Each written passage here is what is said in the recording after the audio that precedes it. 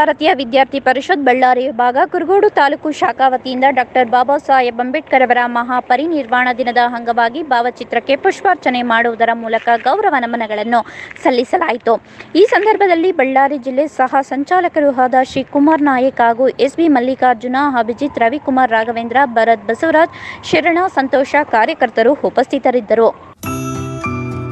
Nursing care taker ಹುದ್ದೆಗೆ nurse ಮತ್ತು home nurse ಬೇಕಾಗಿದ್ದಾರೆ. ನೇರ ನೇಮಕಾತಿ. ವಿದ್ಯಾರ್ಹತೆ 5ರಿಂದ SSLC, PUC ಪಾಸ್ ಅಥವಾ ಫೇಲ್. ವಯೋಮಿತಿ 18ರಿಂದ 35 ವರ್ಷ ಆಗಿರಬೇಕು. ವೇತನ ಅವರಿಗೆ 10,000ದಿಂದ 25,000ವರೆಗೂ ಇರುತ್ತದೆ.